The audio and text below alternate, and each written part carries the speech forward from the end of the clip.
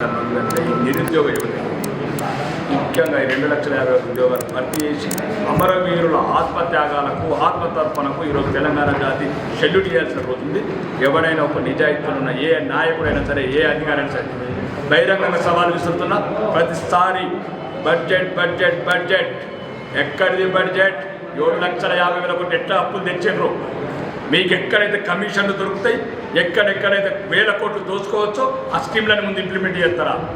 బిడ్డలకు ఉద్యోగాలు వస్తాయి, పేద బిడ్డలకు వాళ్ళ కుటుంబాలు స్థిరపడతాయి, తెలంగాణ పల్లెలన్నీ పచ్చగుంటాయంటే ఓర్వలేని జాతి పదవులలో ఉంటే జరిగే పరిణామం ఇదే. ఈ రాష్ట్ర వ్యాప్తంగా ఉన్న ప్రతి ఒక్క రాజకీయ నాయకుడు గుర్తుపెట్టుకోవాల్సింది, ముడింది మీ రోజులు. ఎన్నొద్దు నిరుద్యోగ యువతని నిర్వీర్యం చేస్తారు, నిర్లక్ష్యం చేస్తారో తగిన సమాధానం యువతనంతా ఒకటి చేస్తాం, నిరుద్యోగం రాష్ట్రం ఒకటి చేస్తాం. తెలంగాణ రాష్ట్రం అధికార పార్టీ మీద యుద్ధం ప్రకటిస్తాం. మా ఉద్యోగాలు మాకే, మా రాష్ట్ర అస్తిత్వం మాకే అని నిరూపించుకుంటాం.